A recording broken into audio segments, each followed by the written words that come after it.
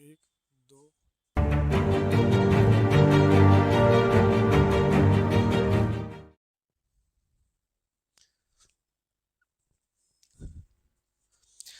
सब जाग रहे तू सोता रे, किस्मत को थामे रोता रे। सब जाग रहे तू सोता रे, किस्मत को थामे रोता रे।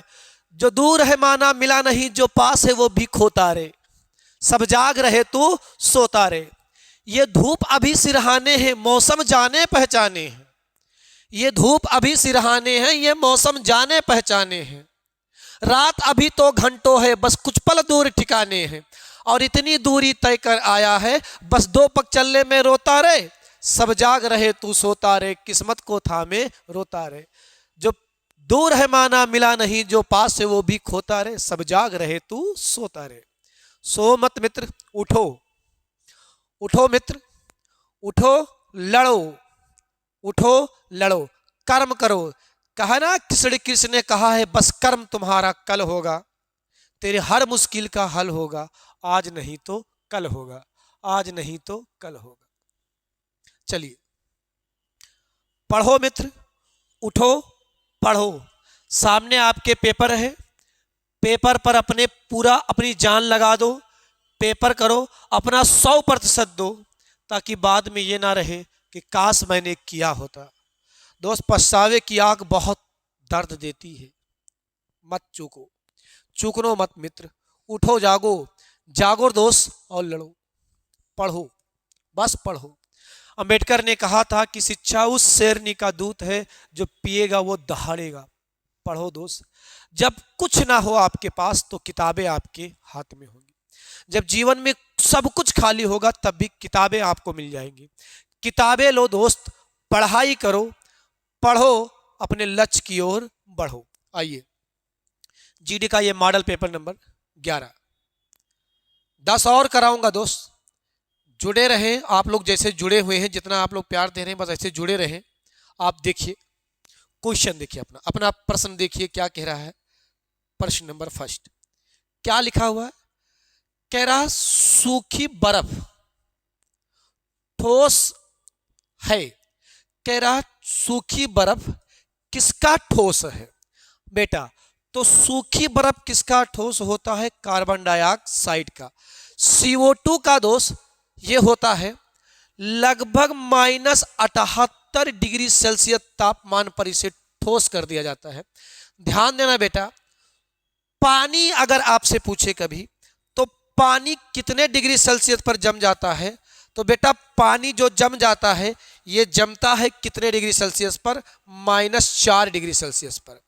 सॉरी, 4 डिग्री सेल्सियस पर पानी जम जाता है दोस्त। 4 डिग्री सेल्सियस पर पानी क्या होता है? जम जाता है। और पानी ठोस अवस्था में क्या होता है? बदल जाता है। सबसे अधिक घनत्व बेटा जल का यही होता है। सबसे अधिक घनत्व जल का यही होता है। 4 डिग्री सेल्सियस से 1 डिग्री सेल्सियस पर सबसे अधिक ठोस अवस्था में होता है। लेकिन यह बर्फ बेटा दूसरा होता है। कार्बन डाइऑक्साइड जो ठोस होता है, इसका मतलब यह है CO2 जब सूक्ष्म बर्फ में बदला जाता है, तो बेटा होता क्या है? ये सीधे, ये मित्र क्या करता है? ये सीधे बेटा क्या काम करेगा? ये सीधे ठोस से गैस में बदल जाएगा। ये द्रव अवस्था में नहीं आता मित्र, ये द्रव अवस्था में नहीं आता, ये द्रव अवस्था में नहीं बदलता। सूक्ष्म बर्फ क्या होता है? जिसको जब आप बच्चे क्या काम करेंगे, ऊष्मा देंगे, तो ये ठोस से सीधे किसे बदल जाएगा? गैस में बदल जाएगा। इसके लिए क्या प्रयोग होता है? Carbon dioxide. तो सूक्ष्म बर्फ बेटा क्या है? कार्बन डाइऑक्साइड है। सूक्ष्म बर्फ मित्र क्या है? कार्बन डाइऑक्साइड है। सही उत्तर क्या है मित्र? सही उत्तर क्या है? Carbon dioxide. सही उत्तर क्या है? Carbon dioxide. अगला सवाल देखो दोस्त, कह रहा जठर, जठर या शरीर के अन्य अंग भीतरी भागों की जांच के लिए प्रयोग की जाने वाली एक तकनीक इंडोस्कोपी किस पर घटना पर आधारित है? तो बेटा, आपके शरीर की आंतरिक संरचना को देखने के लिए, जिन्हें आप आंखों से नहीं देख पाते, तो क्या कराते हैं? इंडोस्कोपी। पूर्ण आंतरिक परिवर्तन, पूर्ण आंतरिक परिवर्तन के लिए क्या इस्तेमाल करते हैं? इंडोस्कोपी। आपके पेट में जैसे ट्यूमर वगैरह की जांच करने के लिए इंडोस्कोपी कराया जाता है। आपके हाथ वगैरह में जब हो जाते हैं क्या ट्यूमर वगैरह, तो बीच में आपके लिए इंडोस्कोपी कराकर क्या किया जाता है? उसकी जांच किया जाता है। अगला सवाल देखें, कह रहा सर्वोदय अवधारणा के संस्थापक कौन थे? सर्वोदय योजना बेटा यानी बात कर रहा है किसके बारे में? ये बेटा सर्वोदय एक योजना था मित्र। क्या था? ये एक योजना था दोस्त। क्या? सर्वोदय योजना। आइए आपको बताते हैं कि भारत में योजना की शुरुआत किसने हुआ है। तो बेटा भारत में जो योजना की शुरुआत हुआ है उनका नाम है यम विश्वेश्वरैया। यम विश्वेश्वरैया। इन्होंने बेटा 1934 में एक किताब लिखा था, the planned economy of India. The planned economy of India में किसमें दोस्त? The planned economy of India. किसकी पुस्तक है? यम विश्वेश्वरैया की। कब प्रकाशित हुआ है ये? 1934 में ये क्या हुआ है? प्रकाशित हुआ है। कब? 1934 में प्रकाशित हुआ है। वर्ष 1934 में प्रकाशित हुआ था बेटा। इसी में 10 वर्षों की योजना दिया था किसने? विश्वेश्वरैया ने। इसी को बेटा भारत में इनको भारत में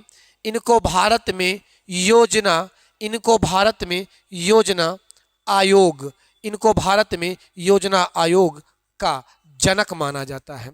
इनको भारत में क्या योजना आयोग का क्या माना जाता? सॉरी, इनको भारत में योजना का बेटा क्या माना जाता? जनक। यो आयोग नहीं, इनको भारत में योजना का क्या माना जाता? जनक। इन्होंने बेटा किस पर किया था? इन्होंने कृषि को आधार बनाकर भारत को बेटा क्या काम किया था? 10 वर्षों की योजना दिया था। किसे? यम विश्वेश्वरैया जी ने। इसके बाद बेटा एक योजना आएगा जिसका नाम होगा क्या? फिक्की प्लान आएगा 1934 में। बेटा यही वो है, ये उद्योगपतियों की एक संस्था थी फिक्की प्लान। और ये फिक्की प्लान ने सर्वप्रथम देश में राष्ट्रीय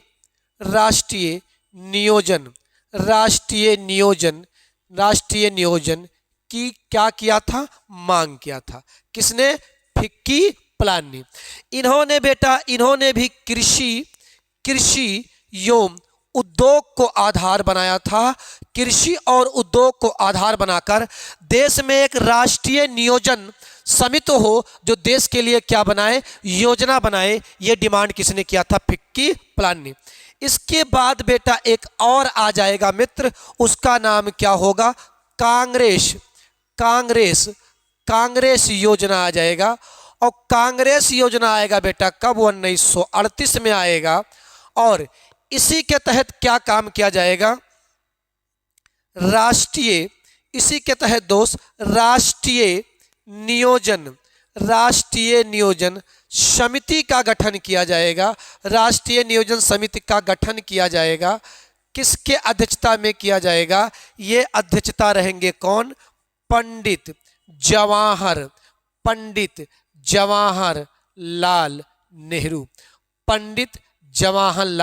नेहरू। कौन रहेंगे बेटा? पंडित जवाहरलाल नेहरू। यही क्या काम करेगा? राष्ट्रीय योजना के लिए विचार करेगा। राष्ट्रीय योजना के लिए विचार करेगा। ये क्या कहेगा? सोचेगा मित्र क्या काम करने के लिए कि क्या देश में एक राष्ट्रीय योजना बनाया जा सकता है जो पूरे देश को अपने अंदर समाहित कर ले। बेटा इसके लिए बनाया जाएगा। इसके बाद बेटा क्या काम किया जाएगा? इंपॉर्टेंट बात याद रखिएगा। क्या बेटा? आएगा बॉम्बे प्लान। क्या आएगा? बॉम्बे प्लान आएगा दोस्त। क्या आएगा? बॉम्बे प्लान आएगा। बॉम्बे प्लान आएगा 1944 में। इसमें क्या रहेंगे? 8 8 उद्योगपति रहेंगे बॉम्बे के, और ये भी बेटा क्या काम करेंगे, ये कृषि और उद्योग को आधार बनाएंगे, कृषि और उद्योग को आधार बनाकर देश में राष्ट्रीय नियोजन की क्या करेंगे, मांग करेंगे। इसके बाद दोस्त एक चीज आएगा क्या, यमन राय आएंगे। इसके बाद एक व्यक्ति एक आएगा गांधी, गांधी गांधीवादी योजना, गांधीवादी योजना आएगा बेटा। कौन लेकर आएगा, श्रीमान नारायण अग्रवाल लेकर आएंगे। कौन, श्रीमान नारायण अग्रवाल लेकर आएंगे। कब लेकर आएंगे इसको, 1944 और 45 में लेकर आएंगे। और इसी पर बेटा लघु कुटीर उद्योग किसके दोस्त, मेरे भाइयों बहनों मतलब मोदी जी। तो भाइयों बहनों स्वान सुनो, लघु कुटीर उद्योग और कृषि पर क्या देंगे बल, कौन, नारायण अग्रवाल। ये योजना आयोग का आप इतिहास पढ़ रहे हैं। इसके बाद बेटा, इसके बाद एक योजना आएगा कौन, जन योजना आएगा बच्चे। जन योजना कब आएगा, ये भी 1945 में आएगा। कौन लाएंगे, यमन राय लाएंगे। यमन राय वामपंथी नेता थे बेटा, जो 1934 में क्या करेंगे, भारत में संविधान सभा की पहली औपचारिक मांग करेंगे। कौन, यमन राय। तो जन योजना आएगा, इस पर क्या काम किया जाएगा,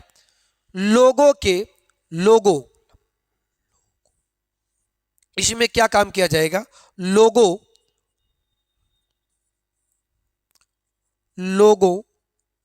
के उत्पादन संसाधन पर ध्यान केंद्रित किया जाएगा। उपभोक्ता स्तर को बढ़ाने का इसमें क्या किया जाएगा, प्रयास किया जाएगा दोस्त। इसके बाद एक योजना आएगा जन योजना के बाद, जिसका नाम क्या होगा, सर्वोदय योजना। सर्वोदय योजना आएगा, कब आएगा, 1950 में आएगा। कौन व्यक्ति लेकर आएंगे, आपके सवाल का उत्तर बेटा जयप्रकाश नारायण। और जयप्रकाश नारायण लेकर आएंगे सर्वोदय योजना। और सर्वोदय योजना के बाद बच्चे क्या काम होगा, 15 मार्च 1950 को क्या बन जाएगा दोस्त, योजना आयोग। क्या बन जाएगा, योजना आयोग। किसके सिफारिश पर, केसी नियोगी समिति के सिफारिश पर क्या बन जाएगा, योजना आयोग। ध्यान देना बेटा, योजना आयोग का पदेन अध्यक्ष कौन होता है, तो योजना आयोग का पदेन अध्यक्ष कौन होता है, प्रधानमंत्री होता है। योजना आयोग का पदेन अध्यक्ष कौन होता है दोस्त, प्रधानमंत्री होता है। तो यहां से आप लोगों ने बहुत सारी योजनाएं क्या किया है, जान लिया है। यानी एम विश्वेश्वरैया, उसके बाद क्या, फिक्की प्लान के बाद कांग्रेस योजना, बॉम्बे प्लान, गांधीवादी योजना, जन योजना, फिर उदय हुआ है किसका, सर्वोदय योजना की। तो सही उत्तर क्या था दोस्त, इसका सही उत्तर था क्या, जयप्रकाश नारायण। क्या उत्तर सही था मित्र, जयप्रकाश नारायण। आगे देखिए, कह रहे बेटा ईमेल में बीसीसी क्या है। बच्चे जब आप कभी ईमेल भेजेंगे किसी को आप, तो वहां 3 ऑप्शन पाएंगे आप, क्या, 2 पाएंगे, सीसी पाएंगे और बीसीसी पाएंगे। ध्यान सुनना, सीसी का मतलब क्या है, कार्बन कॉपी है। इसका मतलब क्या है, 2 का मतलब किसे भेजना है, और बेटा सीसी का मतलब क्या है, कार्बन कॉपी।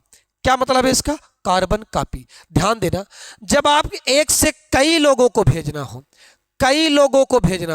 जब ईमेल कई लोगों को भेजना हो, एक ही ईमेल को कई, जैसे ना पहले हम लोग क्या काम करते थे, जब ये टेक्नोलॉजी नहीं थी तो कार्बन कॉपी लेते थे, ऊपर लिखते थे, और जो रसीदिया ऊपर लिखते थे वही निचवा छप जाता था। बस बिल्कुल यही काम करता है कार्बन कॉपी, ईमेल का कार्बन कॉपी। तो एक से अधिक लोगों को आप जब भेजेंगे तो सीसी कहलाएगा। तो कहते हैं सीसी में ले लीजिए बेटा। अगर आप सीसी में किसी को ईमेल में ले लेंगे तो होगा क्या, ये पता चल जाएगा कि आपने ईमेल को किस किस को भेजा है, ये ईमेल किस किस को भेजा है, ये पता चल जाएगा, लेकिन कई लोगों को पहुंच जाएगा। लेकिन अगर आप ये तीनों जानेंगे कि ईमेल 3 लोगों के पास गया है, जानेंगे तीनों लोग, लेकिन बेटा अगर आपने BCC का प्रयोग किया तो इसमें भी कई लोगों के पास मिल जाएगा, इसमें भी कई लोगों के पास मिल जाएगा, लेकिन सबको इंडिविजुअल मैसेज जाएगा और कोई जान नहीं पाएगा कि ईमेल किस किस को भेजा गया है। ना ये इनके बारे में जान पाएंगे, ना ये इनके बारे में जान पाएंगे, ना ये इनके बारे में जान पाएंगे। यानी आपको केवल आपको दिखेगा, इनमें सबको दिखेगा कि किसको किसको लिया गया है। कहने का मतलब यह है कि आपने कोई लेटर लिखा, उसकी कार्बन कॉपी निकाली, सबको बांट दिया, ठीक है। लेकिन आपने कोई लेटर लिखा, उसकी कार्बन कॉपी निकाली सेम और सबको बांट दिया, लेकिन एक दूसरे को पता नहीं चला कि किसको किसको दिया गया। ये क्या कहलाएगा? BCC। ये क्या होता है? Blend carbon copy. ये क्या होता है? Blind carbon copy. और ये क्या होता है? केवल कार्बन कॉपी। ये केवल क्या होता है दोस्त? Carbon copy. और ये क्या होता है? ये होता है क्या? Blend carbon copy. और क्या केवल कार्बन कॉपी आए तो यहां अगर इतना लिखा होता तो ये क्या होता बेटा? CC। और 2 का मतलब है किसे आप भेजना चाहते हैं। जब आप मोबाइल में आज मेल करके देखिएगा, ये तीनों चीजें ऑप्शन में आपके सामने आएंगी। अगला सवाल कह रहा प्लासी की लड़ाई किसके बीच लड़ा गया था? प्लासी की लड़ाई किसके बीच लड़ा गया था? तो बेटा थोड़ा सा इतिहास में अगर आपको बताऊं, थोड़ा सा इतिहास, अगर मैं थोड़ा सा इतिहास आपको बताऊं, तो अगर थोड़ा सा इतिहास हम लोग समझना चाहें, थोड़ा ध्यान देना इतिहास के बारे में, अगर थोड़ा जानना चाहें इसमें तो बेटा ध्यान सुनना। प्लासी की युद्ध बेटा, प्लासी का युद्ध कब लड़ा जाएगा? 23 जून 1757 को। प्लासी का युद्ध 23 जून 1757 को क्या काम किया जाएगा? लड़ा जाएगा। किसके किसके बीच लड़ा जाएगा बच्चे? तो किसके किसके बीच ये लड़ा जाएगा? ये लड़ा जाएगा किसके बीच? एक व्यक्ति होंगे कौन? सिराजुद्दौला। कौन होंगे? सिराजुद्दौला। और इधर कौन लड़ेगा? Robert Clive. कौन? Robert Clive. कौन लड़ेगा? रॉबर्ट क्लाइव लड़ेगा। सिराजुद्दौला और रॉबर्ट क्लाइव लड़ेंगे। रॉबर्ट क्लाइव ये रॉबर्ट क्लाइव लड़ेंगे। उधर से रॉबर्ट क्लाइव लड़ेंगे, इधर से सिराजुद्दौला लड़ेंगे। बेटा क्या काम किया जाएगा? सिराजुद्दौला का सेनापति रहेगा मीर जाफर। कौन सा रहेगा? मीर जाफर। और क्या काम करेंगे? ये रहेंगे कौन? सेनापति। ये क्या रहेंगे? सेनापति।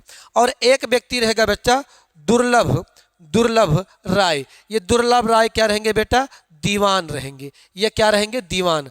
और ये दोनों बेटा किससे मिल जाएंगे? ये दोनों मिल जाएंगे किससे? अंग्रेज से। किससे मिल जाएंगे? अंग्रेज से।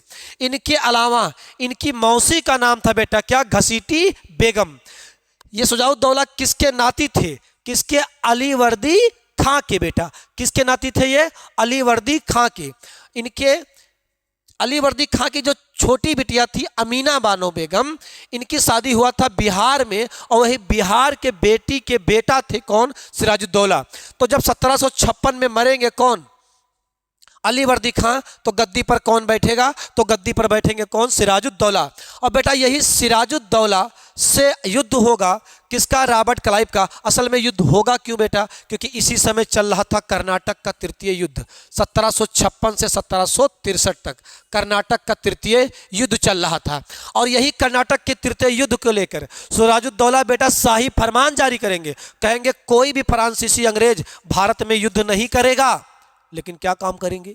ये लोग युद्ध कर लेंगे। फ्रांसीसी मान जाएंगे, अंग्रेज नहीं मानेंगे। बस सिराजुद्दौला गुस्सा हो जाएंगे, हथियार उठाएंगे, 4 जून को जाकर अंग्रेजों के ऊपर आक्रमण कर देंगे। और बेटा वह 20 जून को अंग्रेजों की पोर्ट विलियम पर कब्जा कर लेंगे। तब अंग्रेजों के घर के फूट के फायदा उठाएंगे, जाएंगे इसके मौसी से मिलेंगे घसीटी बेगम से, और घसीटी बेगम को अपने तरफ मिला लेंगे और एक घटना रचेंगे जिसका नाम है काल कोठरी की घटना। याद कर लेना किससे संबंधित है काल कोठरी की घटना? सिराजुद्दौला से। काल कोठरी की क्या रचेंगे बेटा? घटना। और उसी में सिराजुद्दौला को क्या कहा जाएगा कि सिराजुद्दौला ने 146 अंग्रेजों को क्या कर लिया है? कैद कर लिया है, जिसमें सब लोग मर चुके हैं। 21 लोग बचे हैं। कौन? एक पत्रकार बचा है, हॉल बेल, और यही कहलाएगा क्या, अब इससे बंगाल में खिलाफ हो जाएंगे। नाम सुनो कौन कौन खिलाफ हो जाएगा। सेठ अमीन चंद, सेठ मूलचंद, ये खिलाफ हो जाएंगे। मौसी घसीटी बेगम पहलवी खिलाफ रहेंगी, और एक बेटा कौन, मौसेरा भाई शौकत जंग, वो भी खिलाफ रहेगा। और बंगाल इनके जो सेनापति है मीर जाफिर, ये भी अंग्रेज से मिल जाएंगे, और जो दीवान है ये भी अंग्रेज से मिल जाएगा, राय दुर्लभ, और ये सब मिलकर यानी एक हीरो इतने विलन मिलकर क्या काम करेंगे, सिराजुद्दौला को क्या दे देंगे, धोखा दे देंगे। और सिराजुद्दौला बेटा इस युद्ध में क्या होगा, हार जाएगा। और सिराजुद्दौला हार जाएंगे, लड़बई नहीं करेंगे। तो जब ये दोनों नहीं लड़ेंगे बेटा, ध्यान देना, इंपॉर्टेंट बात आपको याद रखना है, जब ये दोनों नहीं लड़ेंगे तो सिराजुद्दौला की तरफ से फिर लड़ेगा कौन, तो लड़ेगा बेटा कौन, मीर मदन। कौन? मीर मदन लड़ेगा, नाम याद कर लीजिएगा। और कौन लड़ेंगे, मोहन, मोहन दास। मीर मदन और मोहन दास लड़ेंगे बेटा। और इन्हीं दोनों के मरते ही सिराजुद्दौला भागेंगे बेटा, कहां पर, मुर्शिदाबाद की ओर। कहां पर बेटा, मुर्शिदाबाद की ओर। और बेटा मुर्शिदाबाद में उसी मीर जाफिर का पुत्र रहेगा मीरन। क्या रहेगा, मीरन। और यही मीरन क्या करेगा, सिराजुद्दौला की क्या कर देगा, हत्या कर देगा। कौन, मीरन। और पलासी के युद्ध के हारते ही लगभग निर्णायक लड़ाई हो जाती है। अब सत्ता किसके हाथ में आएगी, बंगाल का। अब बंगाल का सत्ता किसके में हाथ में आ जाएगा, मीर जाफर के।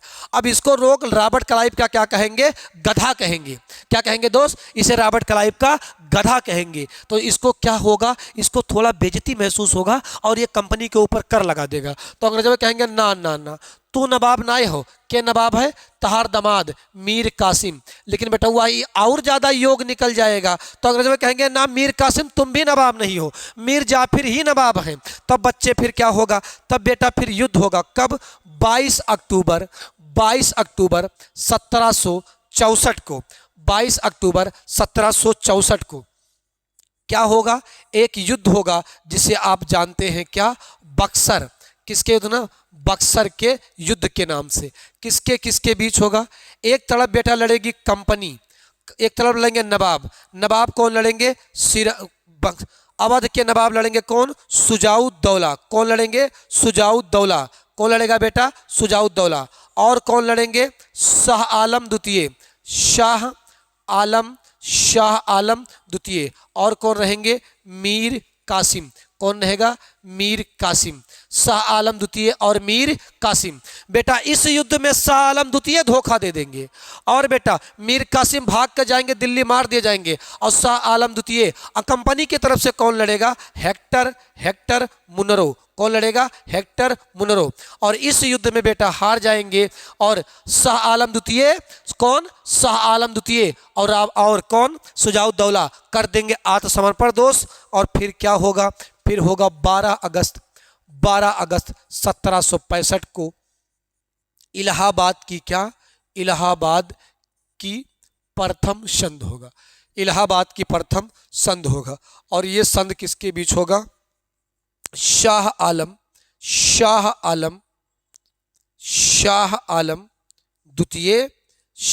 द्वितीय और किसके बीच, और किसके बीच होगा, ये होगा रॉबर्ट क्लाइव के बीच। रॉबर्ट क्लाइव के बीच, शाह आलम द्वितीय और रॉबर्ट क्लाइव के बीच होगा। और इसी युद्ध में बेटा कंपनी बंगाल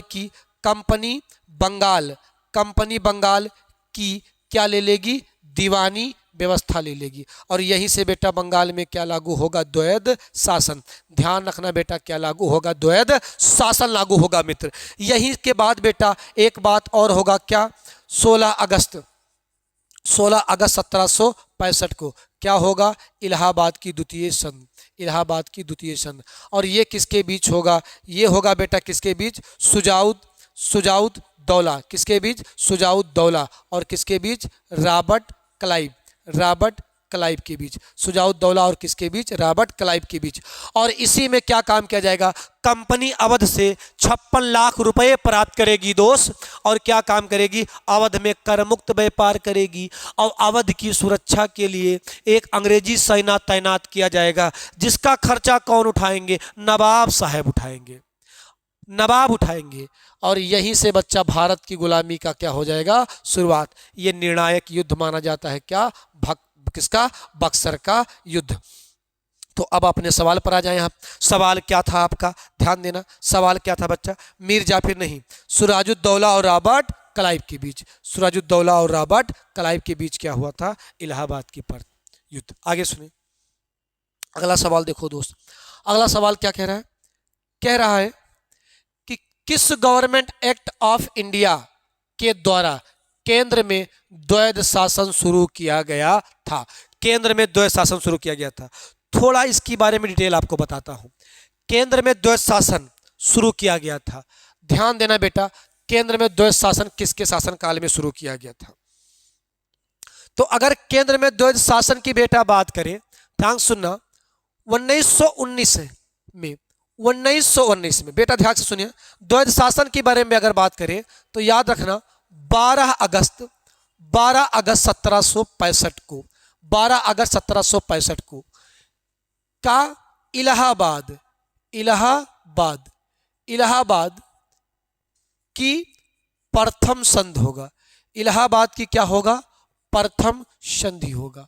और इसी के तहत का बेटा बंगाल, कहां पर, बंगाल में क्या लगेगा, द्वैध शासन। क्या लगेगा बेटा, बंगाल में द्वैध शासन लगेगा। ध्यान देना, यह बंगाल में द्वैध शासन समाप्त कर दिया जाएगा 1773 के रेगुलेटिंग एक्ट के तहत क्या किया जाएगा, बंगाल में क्या किया जाएगा, बंगाल में द्वैध शासन क्या हो जाएगा, समाप्त। बंगाल में द्वैध शासन क्या हो जाएगा बेटा, समाप्त हो जाएगा। सारे द्वैध शासन बता रहा हूं, कंफ्यूज बिल्कुल नहीं होना है। इसके बाद बेटा क्या काम दिया जाएगा, 1784 में पीस्ट इंडिया एक्ट आएगा। कौन सा एक्ट, पीस्ट इंडिया एक्ट आएगा। कब, 1784 में आएगा। और इसके तहत बेटा एक नया संस्था बनाया जाएगा, BOC, बोर्ड ऑफ कंट्रोल, और भारत का प्रशासन किसे दिया जाएगा, बोर्ड ऑफ कंट्रोल को। और एक संस्था क्या रहेगी, COD, ये क्या देखेगा, व्यापार देखेगा। और यहाँ बेटा क्या लगेगा, यहाँ लगेगा बेटा क्या, कंपनी में द्वैध शासन। क्या लगेगा, कंपनी में द्वैध शासन लग जाएगा। तो ये दो द्वैध शासन हो गया। इसके अलावा बेटा अब आप अगला देख ले कि तीसरा द्वैध शासन से क्या मतलब है। तो अगला द्वैध शासन बेटा कब, 1858 में, 1858 के भारत शासन अधिनियम के तहत क्या काम किया जाएगा, 1858 के भारत शासन अधिनियम के तहत, 1858 के भारत शासन अधिनियम के तहत भारत में कंपनी का शासन समाप्त हो जाएगा। और बेटा कंपनी का शासन समाप्त मतलब साफ है कि कंपनी में द्वैध शासन क्या हो गया, द्वैध शासन समाप्त हो गया। कंपनी में द्वैध शासन समाप्त हो गया, ठीक है। कंपनी में द्वैध शासन क्या हो गया, समाप्त हो गया, ठीक है। क्या काम किया गया, यहीं से बेटा एक नया पद बनाया गया, भारत सचिव का। और भारत की सत्ता कौन देखेगा, अब भारत सचिव देखेगा। और भारत का प्रशासन किसके अधीन चला गया, महारानी विक्टोरिया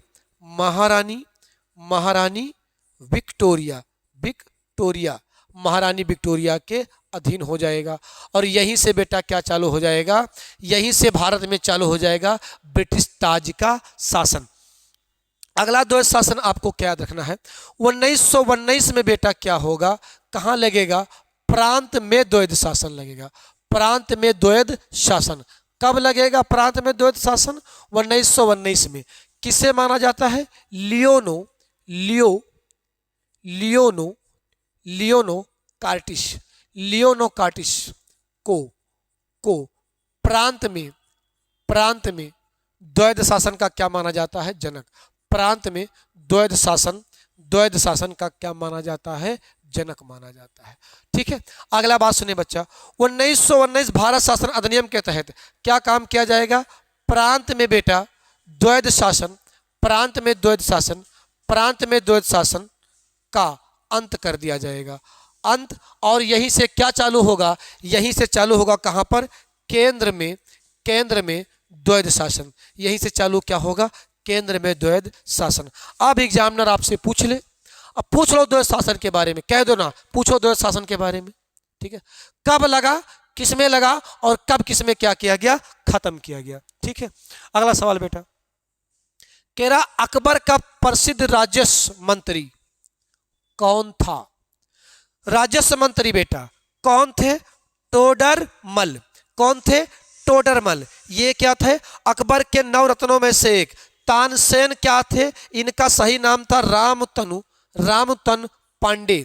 और ये क्या थे, ये थे बेटा अकबर के दरबार में 9 रत्नों में से क्या थे, संगीतकार थे। हुमायूं को जान ही रहे हैं आप, ठीक है। आइए अगर आप अकबर के 9 रत्नों में जानना चाहते हैं तो अकबर के 9 रत्नों में बेटा कौन मिलेगा, बीरबल। अब ये बीरबल क्या थे, बीरबल अकबर के सलाहकार भी थे और इनका मूल नाम क्या था, महेश, महेश दास था। इनका मूल नाम क्या था, महेश दास। ध्यान देना बेटा, दिन ए इलाही, दिन ए इलाही धर्म को मानने वाला, धर्म को मानने वाला, मानने वाला एकमात्र हिंदू था कौन, एकमात्र हिंदू था कौन, बीरबल। इनके अलावा बेटा रामतनु पांडे यानी तानसेन, तानसेन थे अकबर के दरबार में। इसके अलावा बेटा कौन थे, अबुल, अबुल फजल, अबू फजल। ध्यान से सुनना, आपसे एक सवाल पूछ रहा हूं, अबू फजल ने किन 2 ग्रंथों का अनुवाद किया था, किन 2 ग्रंथों का अनुवाद किया था आपको बताना है। इनके अलावा बेटा, इनके अलावा कौन, अब्दुल, अब्दुल रहीम, अब्दुल रहीम खाने, खाने खाना, अब्दुल रहीम खाने खाना, अब्दुल रहीम खाने खाना थे।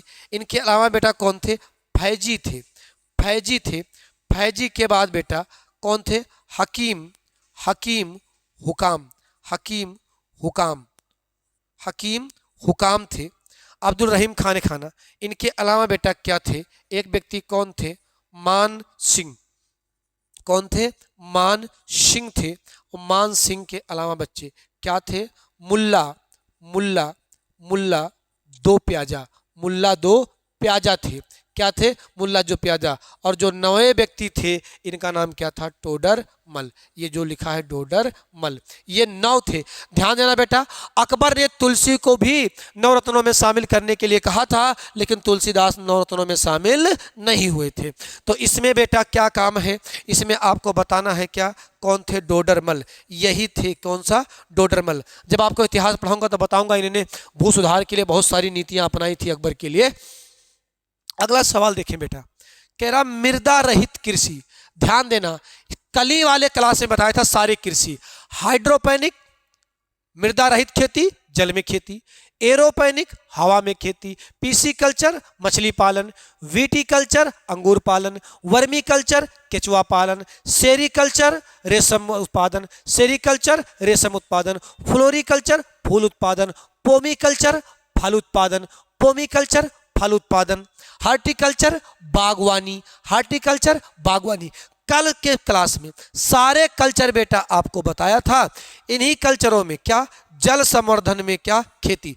बेटा आर्दलैंड फार्मिंग किसे कहते हैं, वेटलैंड फार्मिंग किसे कहते हैं, जहां पर बेटा 75 सेंटीमीटर, जहां पर 75 सेंटीमीटर से अधिक वर्षा हो उसे क्या कहते हैं, उसे वेटलैंड फार्मिंग कहते हैं। उसे क्या कहते हैं, वेटलैंड फार्मिंग। क्या कहते बेटा, वेटलैंड फार्मिंग कहते हैं। और जहां 75 सेंटीमीटर से कम वर्षा हो उसे क्या कहते हैं, dry land farming, dry land farming, dry land क्या, फार्मिंग। शुष्क कृषि, शुष्क कृषि ऐसे क्षेत्र जहां 75 सेंटीमीटर से क्या होंगे, कम वर्षा होंगे, जहां 75 सेंटीमीटर से क्या होंगे, कम वर्षा होंगे। तो इसका सही जवाब मित्र क्या है, जल संवर्धन यानी मृदा रहित खेती। मृदा कृषि को क्या कहते हैं, सॉरी, मृदा रहित कृषि को क्या कहते हैं, तो हाइड्रोपोनिक। क्या कहते हैं? हाइड्रोपोनिक कहते हैं। निम्नलिखित में से कौन एक प्राकृतिक रबड़ का सबसे प्रमुख उत्पादक है? बेटा प्राकृतिक रबड़ का सबसे प्रमुख उत्पादक कौन सा वर्तमान में? बेटा क्या है? थाईलैंड। थाईलैंड वर्तमान में विश्व का सबसे बड़ा प्राकृतिक रबड़ उत्पादक है। रबड़ के एक पौधे होते हैं जिनसे दूध निकाला जाता है। बेटा ये अगर आप इसके बारे में कभी जानना चाहते हैं तो दक्षिण पूर्व एशिया के जो देश है बेटा, दक्षिण पूर्व एशिया के जो देश हैं, ध्यान से सुना, कौन से देश हैं? यहाँ बेटा क्या है? म्यांमार। क्या है? म्यांमार। दक्षिण पूर्व एशिया के देशों में आपको क्या मिलेगा? म्यांमार मिलेगा, थाईलैंड मिलेगा। क्या? थाईलैंड मिलेगा बेटा। क्या? थाईलैंड मिलेगा। फिलीपींस मिलेगा, फिलीपींस मिलेगा। लाओस मिलेगा, फिलीपींस लाओस। इंडोनेशिया मिलेगा। क्या मिलेगा? इंडोनेशिया मिलेगा। क्या बेटा? इंडोनेशिया मिलेगा। ये पूरा एरिया बेटा क्या है? ये वाला पूरा एरिया क्या है? ये वाला पूरा एरिया क्या है? ये वाला पूरा एरिया क्या है? दक्षिण पूर्व एशिया। इसको इंडो चाइना क्षेत्र भी कहते हैं, दक्षिण पूर्व एशिया में ये वाले देश मिलेंगे जो मैंने आपको अभी बताया। कंबोडिया भी बेटा इसी में है, वियतनाम भी बेटा इसी में है, इसी वाले एरिया में है। ये सब देश कैसे हैं? ये सारे के सारे देश कैसे? दक्षिण पूर्व एशिया हैं। तो अपने सवाल पर आते हैं। तो थाईलैंड रबड़ का सबसे बड़ा क्या है? उत्पादक देश है। अगला सवाल देखिए क्या कह रहा है? कह रहा भारतीय खाद्य निगम की स्थापना कब हुई है? बेटा एफसीआई पूछ रहा है। तो एफसीआई की स्थापना कब हुई है? तो एक अधिनियम पारित किया गया था बेटा, भारतीय खाद्य अधिनियम 1964। और इसी के तहत बेटा 14 जनवरी 1965 को एफसीआई की क्या किया गया है? स्थापना। एफसीआई की क्या किया गया? स्थापना। क्या काम करता है? खाद्यान्न भंडारण का क्या करता है? कार्य करता है। क्या? एफसीआई। रट्टा मान लीजिए। मुख्यालय बेटा कहाँ है? नई दिल्ली में। मुख्यालय बेटा कहाँ है इसकी? नई दिल्ली में है। किसका? एफसीआई का। बेटा यही आपको एक संस्था और याद रखना है 1965 में, CACP याद रखना है। क्या है full form? Commission for agriculture बेटा। क्या? Commission for agriculture cost and prize. Hindi में क्या कहते हैं इसे? इसे कहते हैं कृषि लागत एवं मूल्य आयोग। कृषि लागत एवं मूल्य आयोग कहते हैं। किसे? ये क्या काम करता है? ये बेटा सरकार को एमएसपी जारी करने की क्या देता है? सलाह देता है। एमएसपी जारी करने की क्या देता है दोस्त? सलाह देता है।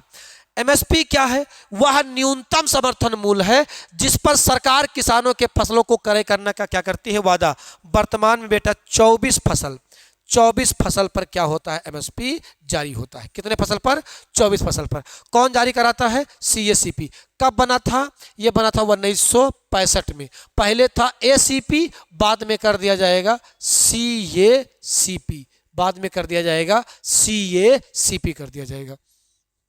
अगला सवाल देखिए बच्चे। अगला सवाल क्या है?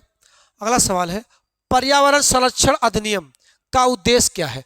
पहले बात जान लीजिए बेटा, पर्यावरण संरक्षण अधिनियम आया कब है? 1986 में। पर्यावरण संरक्षण अधिनियम 1986 में आया है बेटा। ध्यान देना, एक DPSP का एक अनुच्छेद है, अनुच्छेद 48 का, जिसमें कहा गया है पर्यावरण संरक्षण करेगा कौन? राज्य। कौन करेगा? राज्य बेटा। कौन करेगा? राज्य। कौन सा अनुच्छेद? अनुच्छेद 48 का। तो पर्यावरण वनों की रक्षा और समृद्धि करना, हाँ सही है। वन जीव बिराल पशुओं की वृद्धि की ओर संरक्षा करना, सही है। पर्यावरण प्रदूषण नियंत्रित करना, उपयुक्त सभी। इसका उद्देश्य क्या है बेटा? उपयुक्त सभी।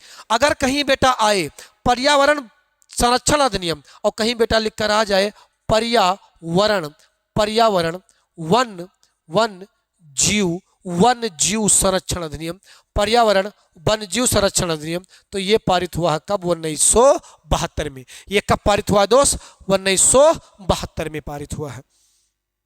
अगला सवाल देखिए, कह रहा है निम्नलिखित में से कौन सा कथन, निम्नलिखित में से कौन सा कथन सही नहीं है? बेटा, निकृष्ट मुद्रा खरी मुद्रा को संचालन से बाहर धकेल देती है। गलत जवाब। खरी मुद्रा को नहीं, ये वैधानिक मुद्रा और खरी मुद्रा निष्कृष्ट मुद्रा को संचालन से बाहर कर देती है, ये गलत है। निष्कृष्ट मुद्रा खरी मुद्रा को बाहर नहीं करती है, खरी मुद्रा निष्कृष्ट मुद्रा को क्या कर देती है? बाहर। कह रहा बैंक दर, बेटा इसके पहले वाले वीडियो में बताया है, बैंक दर मौद्रिक नीति का एक औजार है। जिस सही बेटा, बैंक दर मॉनेटरी पॉलिसी का क्या है बेटा? एक औजार है। याद कीजिए मौद्रिक नीति में बेटा मैंने आपको बताया था, कौन कौन सी बातें बताया था? बैंक दर बताया था बेटा। क्या? बैंक दर, रेपो दर, रेपो दर, बैंक दर, रेपो दर, बैंक दर, क्या बेटा? बैंक दर बताया था आपको। और क्या? रेपो दर। ये सब क्या होता है बता चुका हूं। रेपो दर, रिवर्स रेपो दर, रिवर्स रेपो दर, रिवर्स रेपो दर, CRR और SLR, ये बताया था। सब मॉनेटरी पॉलिसी है। क्या है ये? मौद्रिक नीति है। इन सब के बढ़ने से तरलता क्या हो जाती है? कम। और इन सब के घटने से तरलता क्या होती है? बढ़ जाती है। तो अगला सवाल क्या लिखा है? कह रहा रजिस्ट्रार एक उच्च स्मृति तत्व है जो निहित होता है CPU में। बेटा किसमें? CPU में। एक उच्च स्मृति मेमोरी है बेटा, एक उच्च मेमोरी है। यह असल में रजिस्टर उच्च गति की मेमोरी है जो CPU में क्या होता है? निहित होता है। रोम एक टेम्पोररी मेमोरी है, स्मृति है, IO यूनिट में नहीं, CPU में होता है। ये किस में होता है? ये CPU में होता है। अगला सवाल देखिए क्या कह रहा है, सवाल ठीक से देखिए क्या कह रहा है।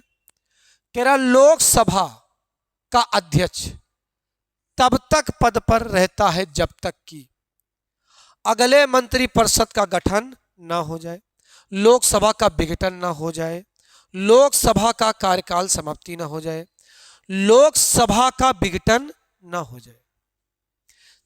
कह रहा लोकसभा का कार्यकाल तब तक होगा जब तक लोकसभा का विघटन न हो जाए। असल में बेटा आप लोकसभा का कार्यकाल तो पढ़ते हैं कितने सालों तक? 5 वर्ष तक। लेकिन बेटा ये हो सकता है कि कोई पार्टी अपनी बहुमत खो दे और दूसरी पार्टी के पास बहुमत बचे ही ना, और बहुमत जब ना बचे और लोकसभा का विघटन हो जाएगा तब क्या होगा? नया चुनाव होगा और लोकसभा अध्यक्ष अपने पद पर क्या होगा? हो जाएगा। इससे पहले वाले क्लास में आपको बता चुका हूं किस अनुच्छेद में लोकसभा के अध्यक्ष और उपाध्यक्ष के प्रावधान किया गया, बहुत डिटेल में आपको बताया है। अगला सवाल कह रहा भारतीय संविधान में निर्देशक सिद्धांतों को किसके द्वारा प्रेरित किया गया? बेटा किसके द्वारा? आयरलैंड के द्वारा। और आयरलैंड ने किससे प्रेरित किया? स्पेनिश संविधान से। पहले किसने लिया?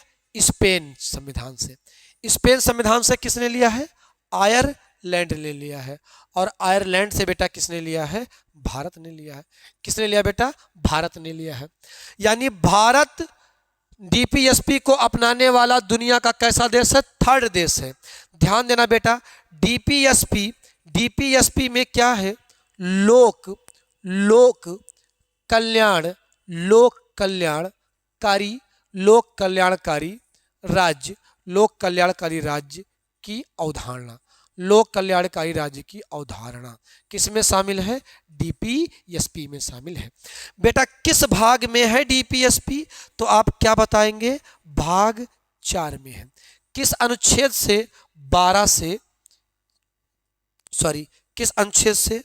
36 से 51 तक। किस अनुच्छेद तक? 36 से 51 तक। आपसे एक नया सवाल बता रहा हूं बेटा आपको, भाग 4 के अलावा DPSP का उल्लेख कहां पर है? तो बेटा भाग 4 के अलावा DPSP, भाग 4 के अलावा भाग 4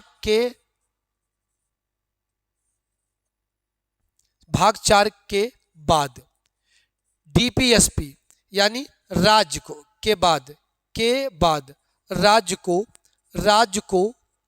को निर्देश दिया गया है कहाँ पर बेटा? तो ये दिया गया है भाग 16 और भाग 17 में बेटा। भाग 16 में बेटा एक अनुच्छेद है जिसका नाम है अनुच्छेद 335। इसी में बेटा क्या कहा गया है कि आरक्षण का प्रावधान करते समय क्या बताया गया है? कहा गया है कार्य की कुशलता प्रभावित ना हो। मतलब एससी एसटी को आरक्षण देते समय राज्य ये याद रखेगा कि आरक्षण की मात्रा इतना ना कर दे जिससे कार्य की कुशलता क्या हो जाए? कम, यानी वर्क की एफिशिएंसी में कोई कमी ना आने पाए। आरक्षण आप इतना ना दे दो कि वर्क की एफिशिएंसी में क्या आ जाए? कमी आ जाए, इतना ना दे दो। इसके अलावा बेटा क्या है? एक अनुच्छेद है 350A। इसमें क्या है? अल्पसंख्यक भाषाओं का संरक्षण है।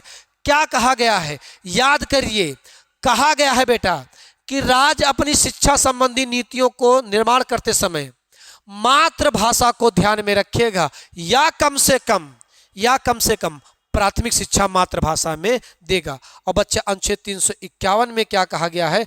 कहा गया है संघ सरकार की ये जिम्मेदारी होगी क्या करने की? हिंदी भाषा के प्रचार प्रसार करने की क्या होगा? जिम्मेदारी होगा। ये किस में कहा गया है? ये भारतीय संविधान के डीपीएसपी में कहा गया है। डीपीएसपी के अनुच्छेद 36 में क्या लिखा है? राज्य की परिभाषा लिखा है मित्र। अनुच्छेद 37 में क्या लिखा है? इसमें कहा गया है न्यायालय में परिवर्तनीय नहीं होगा। तो 36 में क्या लिखा है? राज्य की परिभाषा। और 37 में क्या लिखा है? न्यायालय में परिवर्तनीय नहीं होगा। इंपॉर्टेंट अनुच्छेद बेटा। यही में लोक कल्याणकारी राज्य की क्या है? स्थापना अनुच्छेद 38 में। और अनुच्छेद 39 में क्या है? भौतिक संसाधनों का समान वितरण, समान कार्य के लिए समान वेतन, और बच्चा स्त्री और पुरुष के लिए। और इसी के अनुच्छेद 39 के बेटा का में क्या कहा गया है? निःशुल्क कानूनी सहायता, निःशुल्क कानूनी सहायता अनुच्छेद 39 के का में।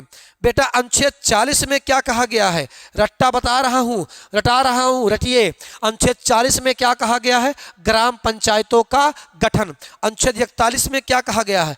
कहा गया है कुछ दशाओं में, जैसे बुढ़ापा, बेरोजगारी और बीमारी में काम, शिक्षा और लोक सहायता, क्या काम, शिक्षा और लोक सहायता पाने का क्या है? अधिकार है। अनुच्छेद 42 में क्या कहा गया है? कहा गया है कार्य के न्याय संगत मानवीय दशाओं में तथा प्रसूत अवस्था में, मैटरनिटी अवस्था में, क्या मैटरनिटी अवस्था में क्या विशेष प्रावधान या विशेष छूट मिलेगा आपको। अनुच्छेद 43 में क्या कहा गया है? क्या कहा गया है? जीवन निर्वाह के संबंध में मजदूरों की भागीदारी। अब अनुच्छेद 43 के का में क्या कहा गया है दोस्त?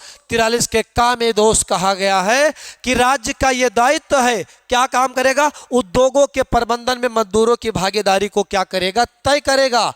अनुच्छेद 44 में क्या कहा गया है? लिख लो, याद करो। अनुच्छेद 44 में क्या कहा गया है? यूनिफॉर्म सिविल कोड इकलौता राज्य है, कौन सा? गोवा, जहां अनुच्छेद 44 क्या है? लागू है। अनुच्छेद 44 में क्या है? लागू है। अनुच्छेद 45 में क्या है? 0 से लेकर 6 वर्ष तक के बच्चों को निःशुल्क एवं शिक्षा तथा देखभाल। अनुच्छेद 46 में क्या है दोस्त? एससी एसटी के लिए विशेष प्रावधान। अनुच्छेद 47 में मित्र क्या है? इसी में कहा गया है राज्य लोगों के जीवन के पोषण स्तर को क्या करेगा? बढ़ाएगा तथा ऐसे मादक पेय पदार्थों पर रोक लगाएगा जो स्वास्थ्य के लिए क्या है? हानिकारक हैं। अनुच्छेद 48 में क्या कहा गया है मित्र? अनुच्छेद 48 में यह कहा गया है क्या कि राज्य कृषि एवं पशुपालन को आधुनिक तकनीक से जोड़ेगा। आधुनिक तकनीक से क्या करेगा? जोड़ेगा। अब अनुच्छेद 48 के का में क्या कहा गया है?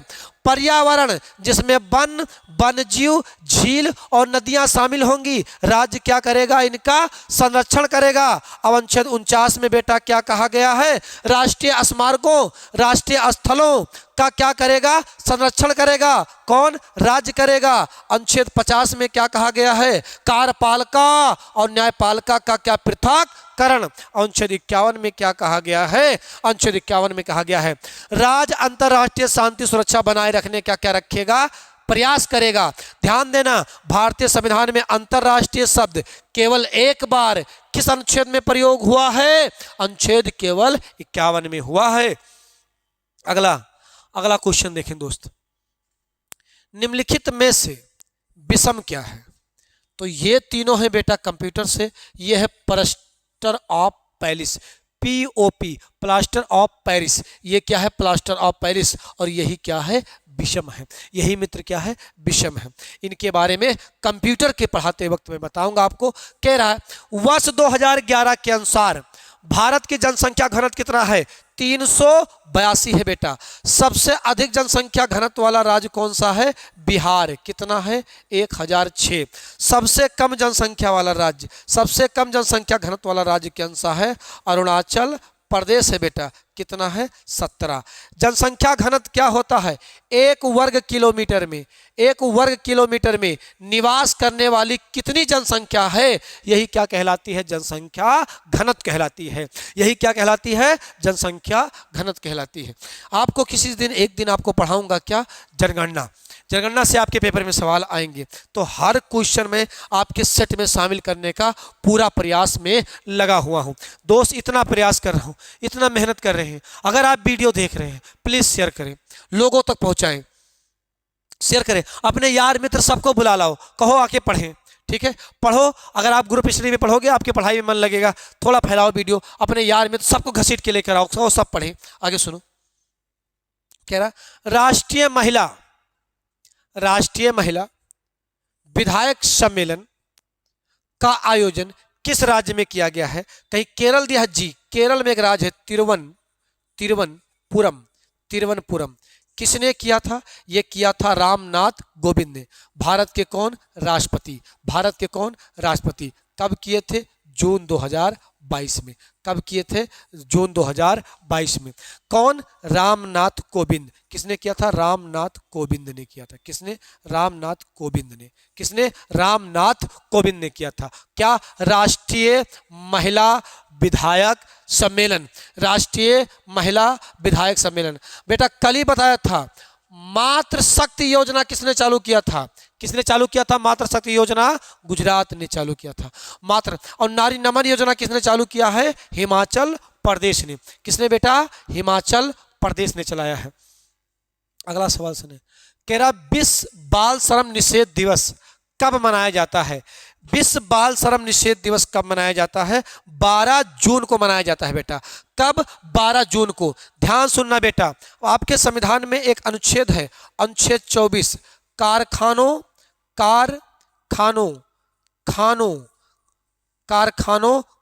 में 14 वर्ष से, किस वर्ष से?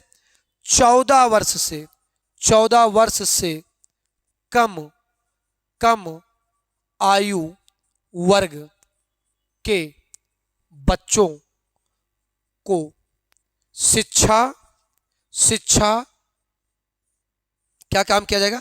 14 वर्ष से कम आयु वर्ग के बच्चों को संकट में बेटा, पर संकटमय कार्यों, पर संकटमय नियोजन में प्रतिबंध, पर संकटमय नियोजन में क्या होगा? प्रतिबंध होगा। कितना? 14 वर्ष तक।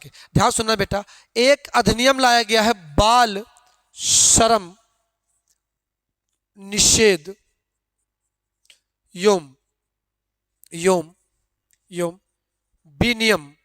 विनियम अधिनियम 1986। और ये करना क्या है? यही करना क्या है? कानूनी अपराध है। ये करना क्या है बेटा? कानूनी अपराध है। ठीक है, तो विश्व बाल श्रम दिवस कब मनाया जाता है? 12 जून को। कब मनाया जाता है दोस्त? 12 जून को मनाया जाता है। आज का अंतिम सवाल, कह रहा संत कबीर अकादमी अनुसंधान केंद्र का उद्घाटन कहां पर किया गया है? मगहर में किया है। इसको भी किसने किया है बेटा? राष्ट्रपति रामनाथ रामनाथ कोविंद ने। किसने किया है? राष्ट्रपति रामनाथ कोविंद बेटा। और ये मगहर जाने वाले, मगहर मगहर ये मगहर जाने वाले, ये मगहर जाने वाले दूसरा भारतीय राष्ट्रपति बन चुके हैं। दूसरे भारतीय राष्ट्रपति क्या हो चुके हैं? बन चुके हैं। तो पहला कौन गया था? Missile man APJ Abdul Kalam. कौन? अब्दुल कलाम। कौन गया था? एपीजे अब्दुल कलाम। पहली बार कौन गया था? एपीजे अब्दुल कलाम सन 2015 में गए थे। तो मगहर जाने वाले, ये संत कबीर अकादमी एवं अनुसंधान किसके लिए है? ये पर्यटन को क्या करने के लिए? बढ़ावा देने के लिए किया गया है। किसको? पर्यटन को बढ़ावा देने के लिए ये प्रावधान क्या किया गया है? किया गया है मित्र। ठीक है, तो ये था दोस्त आज आपका 20 क्वेश्चन, आज के आपके 20 प्रश्न ये हुए कंप्लीट बेटा। ये था सेट नंबर 11। ठीक है, बस आप 1 तारीख तक पढ़िए और 1 से 5 तारीख तक आपको विविध पढ़ाने आ रहा हूं मैं।